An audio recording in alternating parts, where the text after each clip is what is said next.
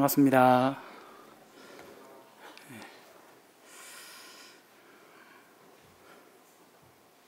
성도님들이 이렇게 만나 뵙게 되어서 너무나 감사가 됩니다. 우리를 부를 때 형제라 부르고 자매라고 부르지 않습니까? 사도 바울이 이렇게 적은 그런 서신들을 보게 되면 형제라고 하는 단어를 이렇게 종종 많이 쓰는데요. 그 형제라고 하는 단어를 이렇게 곰곰이 한번 역사적으로 찾아보게 되면 굉장히 놀라운 그런 단어 같아요. 사도 바울이 이렇게 복음을 전해서 이렇게 어떤 높은 지위에 있는 사람들과 또 그렇지 못한 사람들, 또 부자들과 가난한 사람들, 지금은 저희들은 이렇게 단일 민족이고 신분 그런 것들이 별로 없기 때문에 우리는 덜 실감날지 모르겠지만 그때는 이런 신분의 그것이 굉장히 크고 강한 그런 시대였어요. 이제 이 하층민들하고 이렇게 높은 사람들하고는 결코 이렇게 화합할 수 없는, 그렇잖아요. 그래서 유유상종으로 이렇게 모이고 서로 무시하고 그렇게 했을 것 같은데, 그 넘지 못하는 그 벽을 넘을 수 있는 단 한 단어가 있다면 가족, 형제, 자매, 그런 것이 아니었나 그렇게 생각이 듭니다. 그래서 그 왕족과들 같은 사람들에게 하층민이 이렇게 형제라 부를 수 있는가? 또 정말 가난한 사람이 또 부자에게 형제여 자매라 부를 수 있는가? 그런 부분들을 생각해 봤을 때 우리가 형제여 자매라고 부르는 이것이 얼마나 귀한 단어인가 하는 부분들을 한번 생각을 해보게 되었습니다. 오늘 간증을 해야 되는데 간증할 부분들이 없어가지고 주제별로 이렇게 공부하는 부분들이 있어가지고 한번 이렇게 준비를 해봤습니다. 유대인의 옷이라고 하는 것을 이렇게 준비를 했는데요. 성경을 이렇게 구약을 보고 신약을 볼 때마다 이 궁금한 부분들이 너무 많은 거예요. 그래서 이걸 계속 찾고 파고 이렇게 하다 보니까 이렇게 최근에 와서 이 유대인들이 입고 있는 옷에 대해서 제가 조금 이렇게 집중을 하게 되었습니다. 지금 그림에 나오고 있는 이 부분이 이제 예루살렘의 그 서쪽 성벽 이제 통곡의 벽이라고 하는 곳인데요. 여기서 정통 유대인들이 이렇게 옷을 이렇게 입고 기도하는 모습이에요. 저는 이 부분들을 볼 때마다 저 옷이 무엇을 의미할까? 왜 저들은 저렇게 검은색의 옷을 입고 있을까? 하는 부분들이 내가 늘 궁금했어요. 그리고 이렇게 이 머리에 저렇게 중절모를 쏘고 있는데 저건 또 무엇을 의미하는 걸까? 그래서 조금 이렇게 찾아봤는데요. 여기 왼쪽에 보이는 분들은 랍비라고 하는 사람들의 모임, 그런데 이게 똑같이 생기지 않습니까? 똑같은 모습에 똑같은 옷을 입고 있지 않습니까? 그죠? 참 신기하잖아요. 그리고 오른쪽에 보게 되면 이 사람들이 또 중절모도 이상한 중절모를 이렇게 쓰고 있고 또 손바닥만 이렇게 모자를 또 머리에 쓰고 있고 또 아이고 어른이고 구렛나루 이렇게 긴 것을 이렇게 길러가지고 있잖아요. 이것들은 무엇을 의미하는 걸까? 이분들은 왜 이렇게 입고 있을까 하는 생각을 참 많이 했어요. 그리고 미국의 대통령 트럼프도 이 예루살렘의 통곡의 벽에 왔을 때 머리에 이렇게 조그만한 모자를 쓰고 이렇게 그 통곡의 벽을 이렇게 짚고 이렇게 기도하고 있잖아요. 그 옆에 이 자기 아내 되는 멜라니아 여사도 있고 큰딸 이방카의 남편은 이제 유대인으로서 쿠셔너라고 하는 이 고문 그분인데 이렇게 머리에 이렇게 쓰고 있잖아요. 뿐만 아니라 이 앞에 오바마 그 대통령도 이렇게 그 예루살렘에 왔을 때 머리에 이렇게 쓰고 있더라고요. 이게 무엇을 의미하는 걸까 하는 부분들에 대해 가지고 좀 궁금했었더랬어요. 그 보게 되면 이 머리에 쓰고 있는 것을 이렇게 키파라고 해요.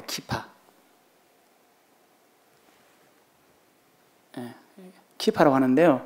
키파는 이제 하늘에 계신 하나님을 두려워하며 자신의 겸손을 표현하는 방법이라고 해요. 그리고 이제 하나님의 영이 각 사람의 머리 위에 있기 때문에 그 하나님을 공경하는 의미로 머리에 이렇게 키파를 쓴다고 이렇게 합니다.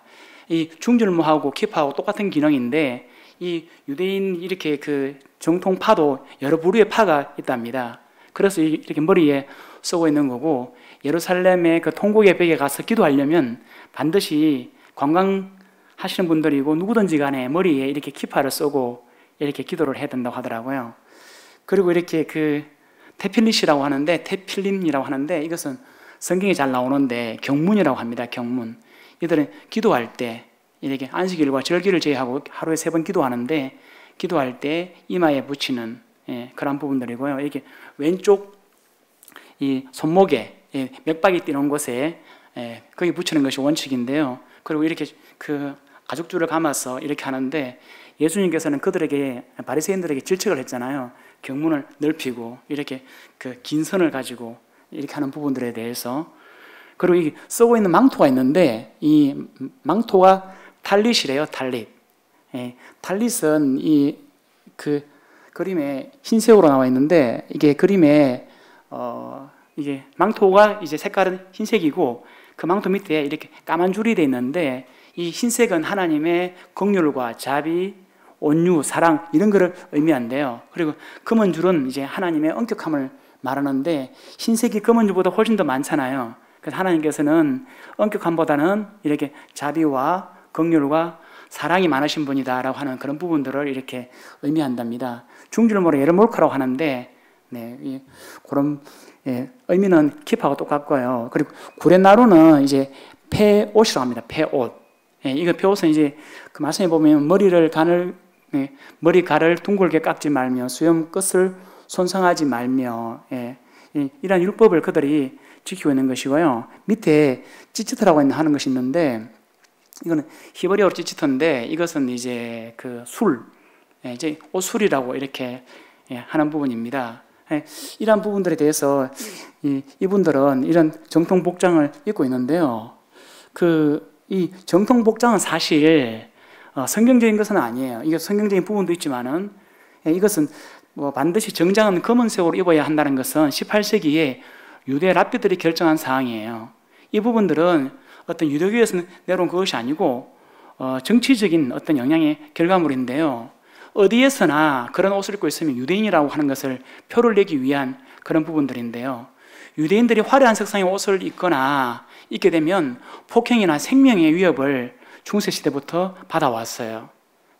귀족들은 화려하게 옷을 입을 수 있으나 하층민 사람들은 검은색 옷을 입어야만 했거든요. 자기 계급이 그렇기 때문에 사람 대접을 유대인들은 못 받았는 거예요.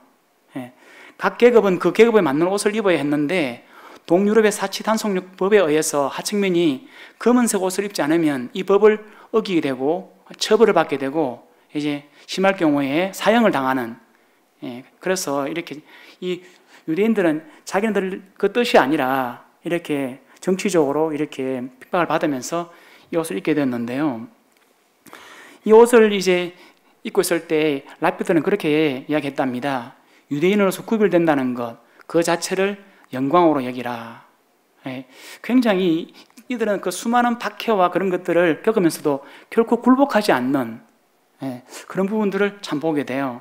그래서 이게 최근에 이제 인터넷 검색을 해보니까 그 사람들한테 왜 그런 옷을 입고 있느냐 물었을 때, 겸손한 삶을 지향하고 성전이 무너진 것을 애국하는 표현이고, 다시 성전이 지을 때까지 우리는 상중에 있다라고 하는 그런 의미를 가지고 있다고 하더라고요.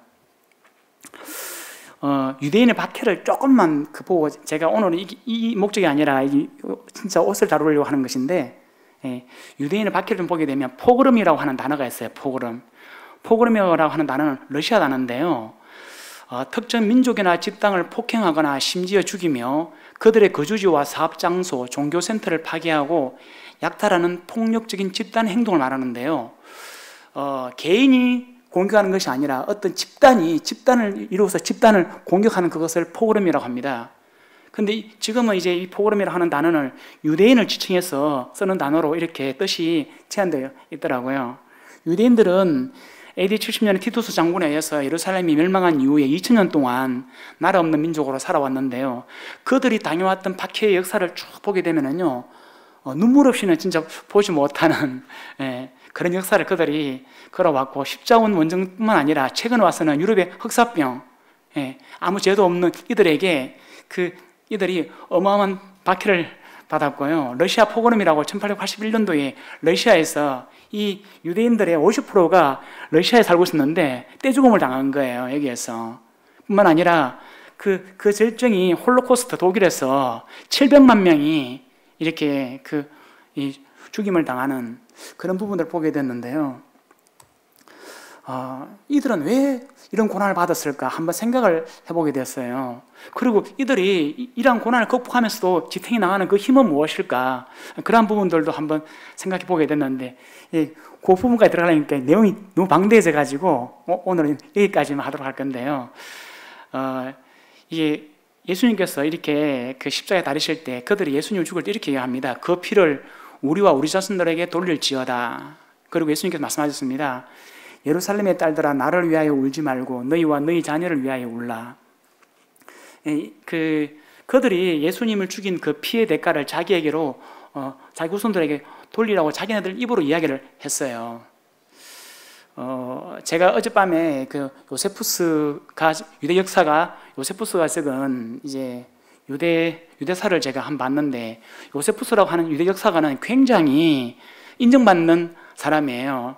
최근에 히브리 대학의 모 교수님이 요세푸스가 적은 유대사 그 책을 보고 헤롯 대왕이 죽은 무덤을 찾아냈다고 하더라고요.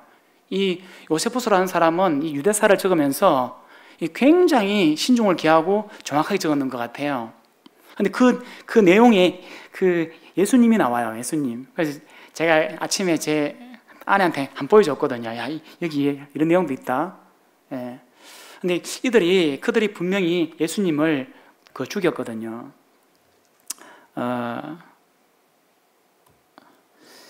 예수님께서 빌라도에게 이런 말씀을 하세요. 그러므로 나를 내게 넘겨준 자의 죄는 더 크다 하시니라. 구약시대의 율법에 보게 되면 죄의 경중이 있어요. 죄가 큰 죄가 있고 작은 죄가 있고, 큰 죄는 그 사람을 죽여야 되는 그런 죄가 있고요. 작은 죄는 이렇게 보상을 해준다거나 용서를 받는 그런 부분들이 있습니다. 그런데 하나님께서는 죄의 경중을 따지는 것이 공의로운 거예요. 이 모든 죄를 똑같이 취급하실 수는 없는 거잖아요. 하나님은 공의로우시잖아요. 시편 89편에 주의 보좌는 의와 공의라고 했잖아요. 그래서 그 죄의 경중을 묻는 것이 하나님의 공의거든요. 그런데 이 백성들이 하나님 아들을 죽였어요. 이거는 죄로 계산할 수가 없는 부분이잖아요. 여기에 대해서 이렇게 징계를 하는 부분들이 공의로운 거죠. 저는 그렇게 생각하고요. 또 하나는 그렇습니다. 이게 요셉이 자기 가족들 70명을 데리고 고센 땅으로 내려갔잖아요. 애굽에 내려갔는데 그들이 430년 동안 그 자리에 거기에 머물러 있었어요. 근데 하나님께서는 그들에게 약속하신 땅이 고센 땅이 아니잖아요. 하나님께서 그들에게 약속하신 땅은 젖과 꿀이 흐르는 가나안 땅이거든요. 근데 그들이 430년 동안 그 자리에 눌러 앉았어요. 하나님의 뜻과 반대되는 그런 행동이잖아요. 그런데 세상은 그들을 봐주지 않거든요. 그래서 그들은 모세가 태어날 당시에는 애도 함부로 낳을 수 없을 뿐만 아니라 애가 태어나면 죽여야 되는 그런 엄청난 박해를 받았거든요. 이들이 예루살렘에서 이 이스라엘 사람들이 AD 70년에 티투스 장군에서 로마가 멸망한 이후에 그들은 세계 방방 곳곳을 돌아다니고 있었지만 하나님의 뜻은 뭐냐면 그 나라에 그 고토에 돌아와서 자기 이스라엘을 하는 나라를 건국하는 거예요. 그런데 그들은 이런 박해가 없으면은요 거기에 이런 생각을 하지 않는 거예요. 18세기가 되어서야 시오니즘이 탄생하게 되었고요. 19세기가 되어서야 시오니즘이 정치화되는 거예요. 제가 이것들 공부를 쭉 하면서 하나님의 경륜은 어디에 있는가 하는 것을 보게 됐는데요. 하나님께서는 그들이 이런 박해가를 하지 않으면 돌아와서 나라를 세우려고 하지 않는 거예요. 그런데 이들이 나라를 세울 때 가장 극렬하게 반대한 사람들이 누구냐면 또 유대인들이에요. 그래서 하나님께서 홀로코스트를 통해서 이제는 더 이상 너희들이 발을 붙일 수가 없고 너희들 고토로 돌아와야 된다. 이런 부분들이 있지 않는가. 그런 생각을 하게 되었습니다. 이게 유대인의 옷을 보게 되면 제가 옷을 한번 쭉 찾아봤는데 성경에 옷과 관련된 이야기가 너무 많더라고요. 처음부터 옷이 나와요. 보니까 이렇게 창세기 3장에 아담과 하와가 범죄하고 이 치마를 무화과나무 잎을 가지고 치마를 만들잖아요. 근데 생각 없이 읽었는데 이걸 이제 히브리어로 좀 한번 찾아봤습니다. 히브리어로 치마를 하고르라고 하는데 하고르. 히브리어는 거꾸로 읽어요. 거꾸로 이렇게. 우리는 이렇게 하고르 읽었지만 히브리어는 이렇게 하고르 이렇게 읽어 나가고요. 여기 있는 점들은 원래는 히브리어에는 없어요. 없는데 그 히브리어 자체가 모음이 없기 때문에 이게 모음 부호라고 생각을 하시면 되고, 처음 할 때는 좀 어려운데 저는 해도 히브리어가 어렵더라고요. 근데 이게 하고르라고 하는 것은요, 이게 벨트라든지 치마를 의미해요. 근데 하나님께서 그들에게 가죽 옷을 쥐어 입히시잖아요. 근데 가죽 옷은요, 히브리어로 케토네토예요. 케토네토. 이것은 속옷이라고 우리말로 번역이 되어 있는데요. 완전히 다른 거예요. 저는 우리가 보험서를 공부할 때 이 아담과 하와가 가죽 치마를 입고 있는 그림을 많이 봤거든요. 근데 여기에 원어적으로 보게 되면요, 이 옷은 완벽한 옷이에요. 그러니까 이 치마라고 하는 것은, 아담과 하와 입었던 이 치마라고 하는 것은요, 중요한 부위만 가리는 그런 거였다면, 여기서 가죽 옷은요, 우리가 하나님 앞에 설 수 있는 완벽한 옷을 의미하는 거예요. 그래서 제가 옆에 지금 오른쪽에 나와 있는 이 그림이 더 정확한 그림이에요. 그런데 여기서 케토네토라고 하는 이 옷이 계속 반복이 돼요. 이 옷이. 구약시대는 옷을 어떻게 만들었냐면요, 이렇게 아마라고 하는 식물을 통해서 가장 많이 만들었는데, 이게 세마포예요. 세마포. 세마포는 굉장히 다양하게 사용되었는데, 세마포는 이렇게 성경에 가는 배, 고운 배로 이렇게 번역되는 것은 다 세마포예요. 다 세마포. 이 세마포는 이렇게 배틀이라고 하는 것을 통해서 이렇게 직조되었는데요. 골리앗이 들고 있는 채가 배틀채라고 그랬잖아요. 배틀채.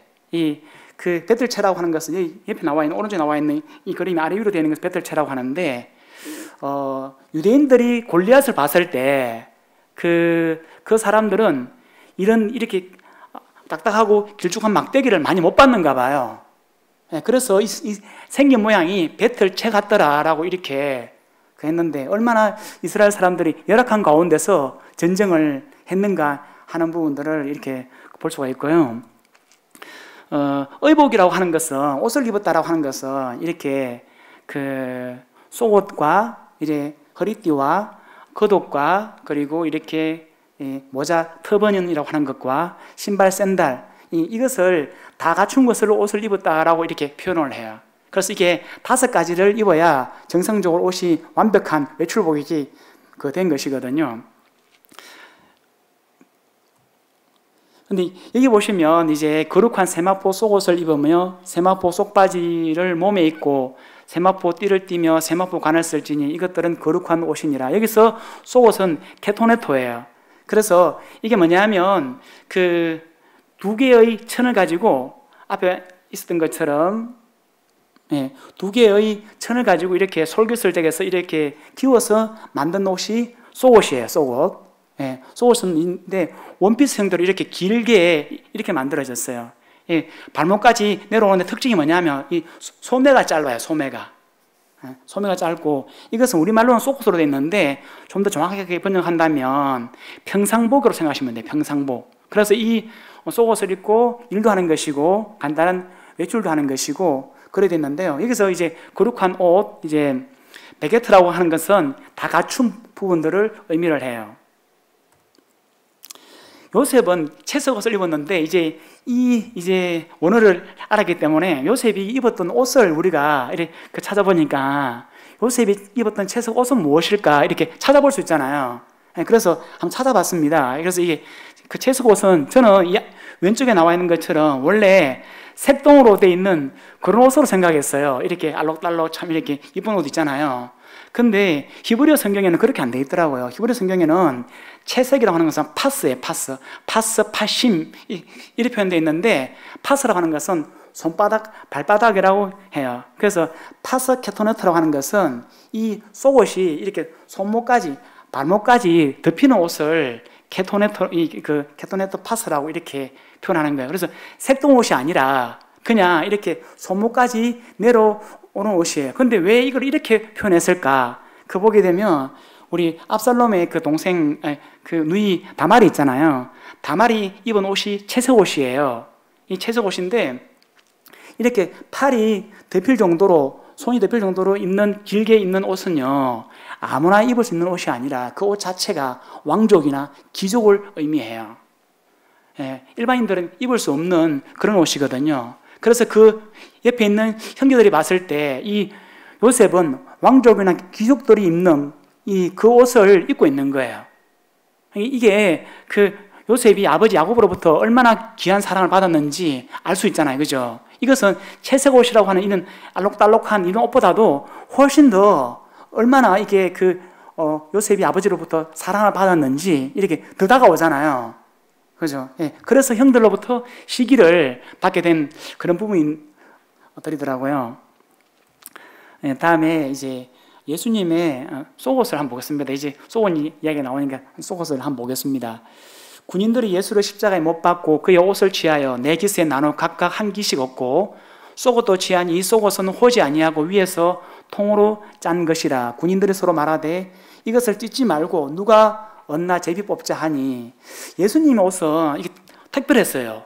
속옷은 아까 그 속옷은 두 개의 천을 가운데 솔깃을 대가지고 이렇게 집어서 옷을 만들었잖아요. 근데 예수님 옷은 호지 않고 통으로 짰대요. 이게 무슨 말일까? 그래서 이거를 또 한번 찾아봤거든요. 근데 그 앞에 오시면 그 예수를 십자가에 못 박고 그의 옷을 취하여 네 깃에 나눠 각각 한 기씩 얻고 됐는데, 아까 얘기했듯이 5가지가 세트예요, 세트. 그래서 예수님을 십자가에 못 박을 때 4명의 이렇게 로마 병정들이 그 일을 담당했는데요. 5가지 옷 중에서 4가지 옷은 각각 나눠서 한 개씩 다 가져갔어요. 근데 드디어 남아있는 것이 뭐냐면 한 가지 옷인데 그것이 바로 속옷이에요, 속옷. 근데 이것은 통으로 짠 것이라서 이거 찢지 않고 제비 뽑았답니다. 이거를 왜 찢지 않고 제비를 뽑았을까? 그걸 한번 찾아봤는데요. 옷감짝이라고 하는 것은 오늘날 개념이 아니라 이 신성한 종교 예식의 일부였답니다.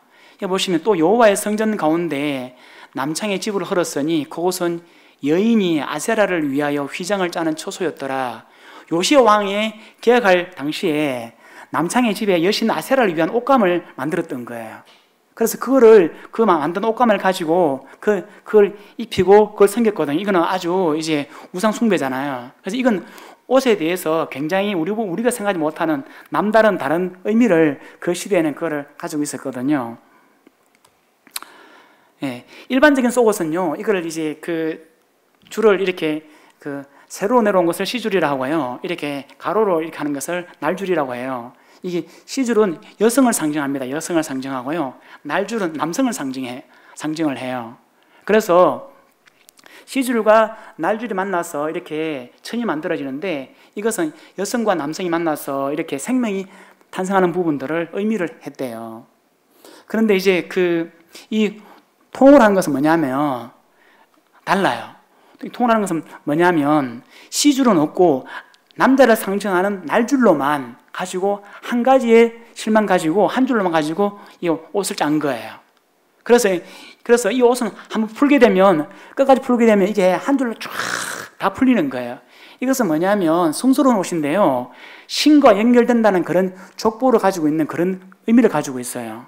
그래서 또 신과 연결되기를 바라고요. 그래서 또 누가가 기록한 이 족보를 보게 되면 결국은 이게 그 족보가 하나님까지 연결되잖아요. 그죠? 그래서 대제사장의 속옷도 통으로 짰는데요. 이러한 옷을 찢는다는 것은 신에 대한 정면 도전으로 그렇게 생각을 했어요. 그래서 그들이 찢지 않고 제비 뽑기를 했다. 그렇게 좀 이해가 되더라고요. 염색을 보게 되면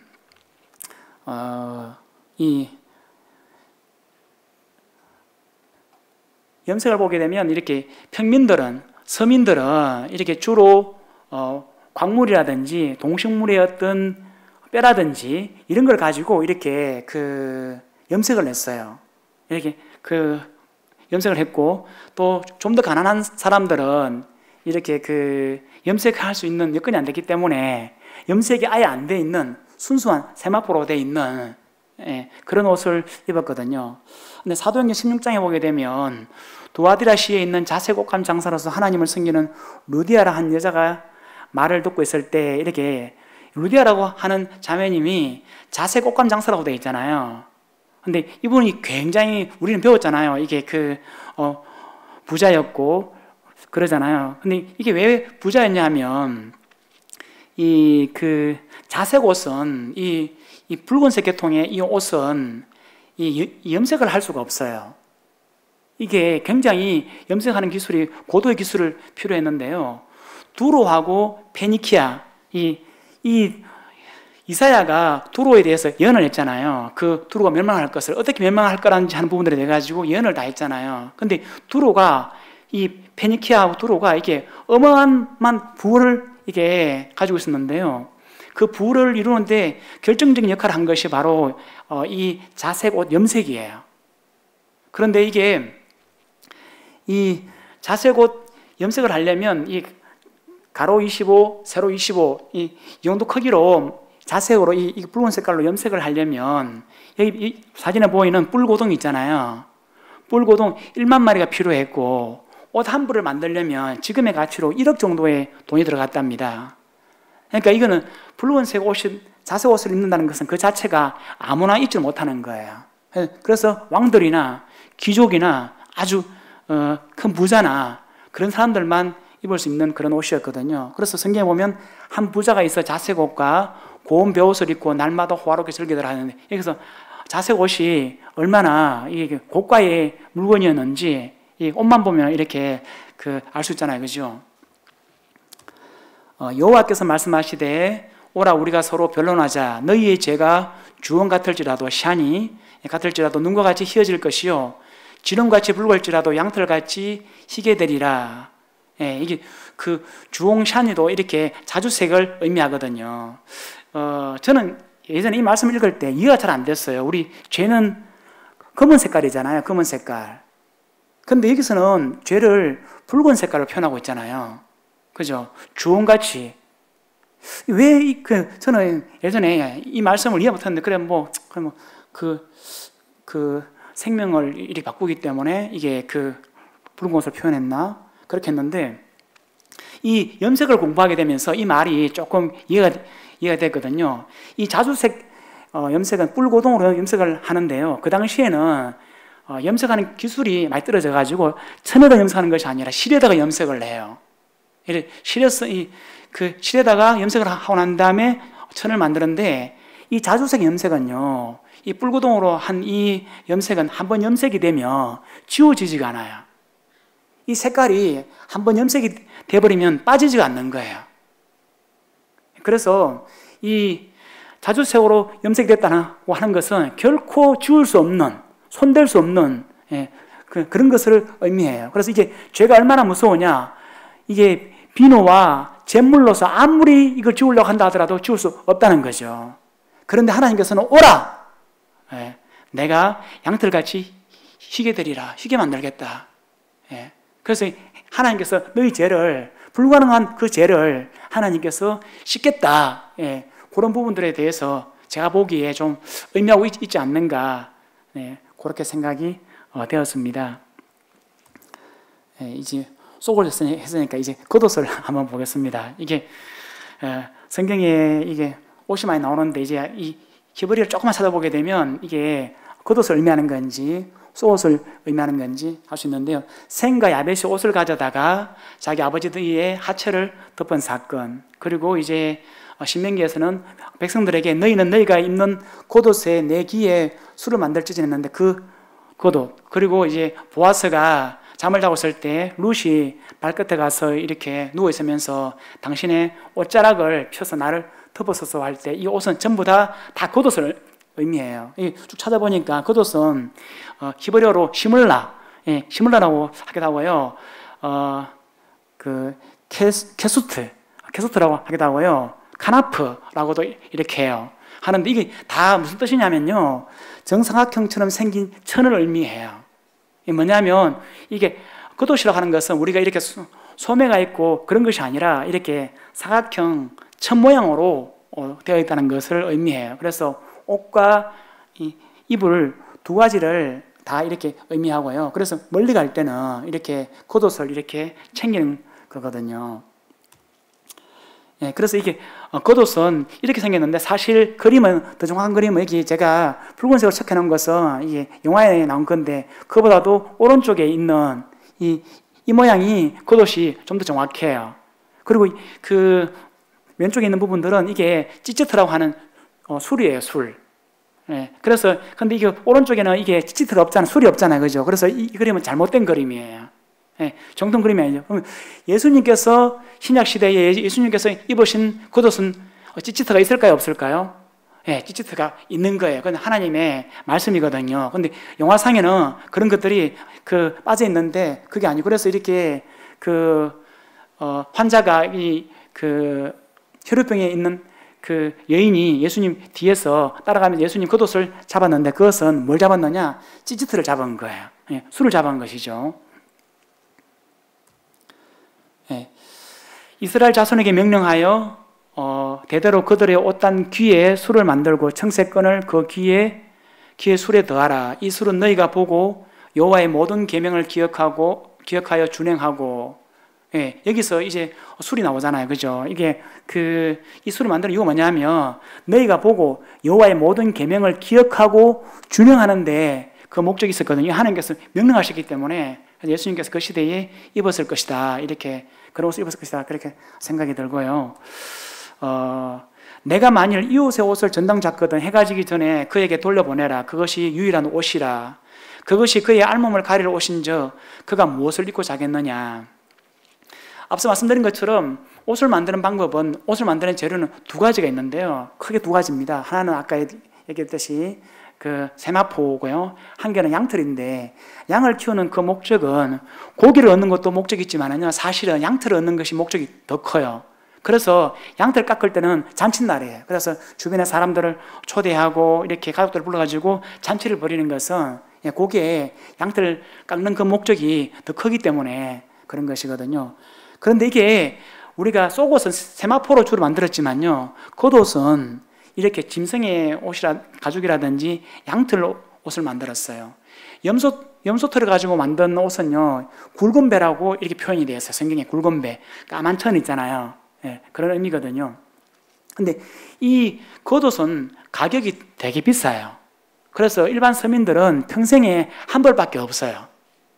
예, 그래서 그들한테는 이것이 굉장히 귀한 거예요. 그래서 이 옷을 전당 잤거든 돌려주라는 거예요. 그 밤에. 얼마나 이게 하나님께서 이렇게 서민들에 대한 그 배려가 있는 거예요. 참, 이런 말씀 읽어볼 때 참 이게 하나님은 인내하시는 하나님이구나. 그런 부분들을 알게 되는데, 근데 이 옷의 나중에 헷갈리잖아요. 이 옷이 누구 건지인지. 그죠? 그때 필요한 것이 뭐냐면 찌치듯 술이에요. 이게 술을 토판에 찍어가지고 이것이 누구의 옷인지 거기다가 기록이 되는 거죠. 예, 그래서 이게 그 술이라고 하는 것이 이때도 이게 필요한 거예요. 근데 밭에 있는 자는 겉옷을 가지러 뒤로 돌이키지 말지어다 그래 되어 있는데 예수님께서 예루살렘 멸망에 대해서 여자들에게 조용히 말씀하시잖아요. 근데 그때 말씀하실 때 그때는 밭에 있는 자들은 겉옷을 가지러 뒤로 돌이키지 말지어다. 이게 겉옷이 뭐길래? 예, 겉옷이 이렇게 중요한 거예요. 예, 그래서 이게 돈도 빌릴 수가 있고요. 또 이 추위를 막을 수가 있고 비를 막을 수도 있는 이렇게 귀하고 가치 있는 거 있기 때문에 서민들한테는 정말 최후의 보루와도 같은 그런 기중품이었기 때문에 그렇다 이렇게 이해가 되더라고요. 뿐만 아니라 이게 겉옷은 이게 사회적 신분과 권위의 상징이기도 해요. 이 엘리야의 몸에서 떨어진 그의 겉옷을 가지고 물을 치며 이르되 엘리야의 하나님 여호와는 어디 계시나이까 하고 그도 물을 치며 물이 이리저리 갈라지고 엘리사가 걷느니라. 이 엘리야가 줄 게 없어가지고 엘리사에게 겉옷을 준 게 아니에요. 이게 겉옷이라고 하는 것은 그 사람의 어떤 신분과 능력 이런 것들이 다 포함되어 있는 거예요. 그래서 엘리야가 엘리사에게 자기 겉옷을 줄 때는 자기의 가장 귀중한 모든 것을 다 준 거예요. 그래서 엘리사가 요단강을 건널 때 이렇게 그 겉옷을 들고 이렇게 치잖아요. 그죠? 예, 그런 부분들에 대해서 다 물려받은 그런 부분들이고요. 또 많은 사람들은 자기들의 겉옷을 다른 이들은 들에서 뺀 나뭇가지를 길에 펴며 앞에서 가고 뒤에서 다른 자들의 소리 지르되 호산나 찬송하리로다 주의 이름으로 오시는 이여 찬송하리로다. 예수님께서 어린 나귀 새끼를 타고 예루살렘을 입성하실 때 그 백성들이 요세푸스에 의하면 270만 명 정도가 그 그날에 모인다고 하더라고요. 어마어마한 많은 사람들이 모이는 거죠. 그런데 그들이 그 앞에서 자기 옷을 벗어서 이렇게 길을 깐다는 것은요, 겉옷은 자기의 신분과 권위를 상징한다고 하잖아요. 그래서 깐다는 것은 내가 당신을 하나님의 아들로서 메시아로서 인정한다는 말이에요. 그래서 이게 겉옷의 가치를 알게 되니까 자연적으로 이 부분들이 이해가 되고 이게 해석이 되더라고요. 그래서 그들이 이 자기네들이 겉옷을 벗어서 이걸 그 앞에 깔았구나, 이래 그런 부분도 이해가 됐고요. 또 이게 스데반을 죽일 때 그들이 큰 소리를 지르며 귀를 막고 일제히 그에게 달려들어 성 밖으로 내치고 돌로 칠세, 정인들의 옷을 벗어 사울이라는 청년의 발 앞에 두니라. 이 사람들이 자기 옷을 벗어가지고 사울의 발 앞에, 사도 바울이잖아요, 사도 바울 앞에 놔둔 거예요. 예, 사도 바울이 모든 것을 책임지겠다는 그런 의미예요. 그래서 사도 바울이 사도행전 26장 11절인가 그걸 보게 되면 이 스데반 이야기를 하는데, 내가 그들을 죽일 때 찬성의 투표를 했고 라고 표현되어 있는데, 그 부분들이 이것을 인정하는 부분들이거든요.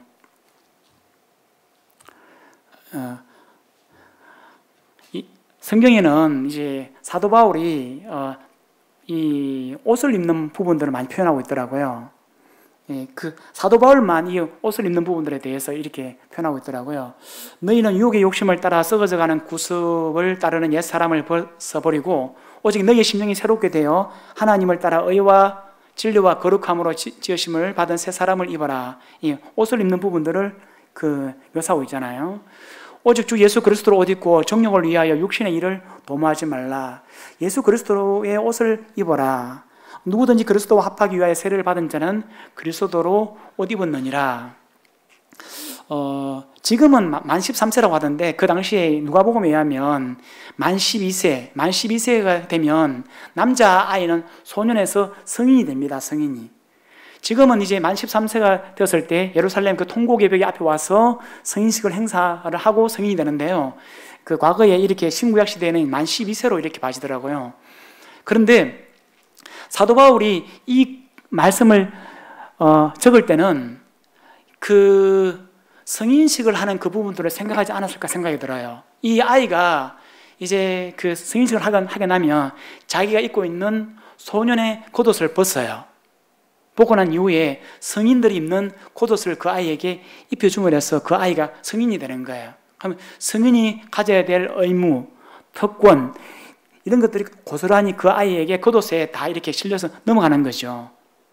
예, 우리가 예수 그리스도의 옷을 입었다는 것은 우리가 어떠한 신분이 되었는가, 어떠한 권위와 어떠한 의무와 어떠한 특권을 가지고 있는가 하는 부분들에 대해서 우리에게 시사하고 우리에게 교훈하고 있다고 저는 봐지더라고요. 나는 무슨 옷을 입고 있는가? 이 사람들은요, 이 유대인들은 수많은 박해를 받아왔음에도 불구하고요, 자신네들이 이게 유대인이라는 것에 대한 정체성을 버리지 않았어요. 어쩌면 이들이 있었기 때문에 이 이스라엘이 독립하지 않았는가 생각이 들고요. 이들은 아직까지도 그 검은색 옷, 이 탈릿이라고 하는 망토, 이런 것들을 이 사람들이 벗지 않고요, 지금도 이것을 입고 있는 현재의 모습이에요. 나는 무슨 옷을 입고 있는가 한번 생각을 해보게 되었습니다. 우리는 어떤 옷을 입어야 되고 어떤 옷을 입고 있는가 하는 부분들에 대해서 생각해보게 됐는데요, 이 유대인들이 살아온 이 모습들이 우리에게 어떤 옷을 입어야 되고 어떻게 살아야 되는 것에 대한 교훈을 주고 가르침을 주고 있는 게 아닌가 생각이 듭니다. 그래서 주께서 너희를 우리 주 예수 그리스도의 날에 책망할 것이 없는 자로 끝까지 경고하게 하시리라 됐는데, 우리는 이렇게 주님 앞에 가면 상 받는 부분도 있잖아요. 또 주님의 심판 앞에 서잖아요. 그리고 손해를 본다라고 봤는데, 제가 어제 고린도전서를 보니까 이 나와 있더라고요. 그리스도의 날에 책망할 것이 없는 자, 책망을 받더라고요. 그래서 우리가 잘못하면 책망도 받는구나. 이런 부분들을 생각해 보게 되면서 우리들의 삶이 주님 안에서 좀 더 주님께서 기뻐하시는 그러한 삶, 또 그런 것들을 주님을 기쁘시게 할 수 있는 그러한 삶이 되면 좋겠다 하는 생각에서 이 부분들이 정리가 되었습니다. 이상입니다. 감사합니다.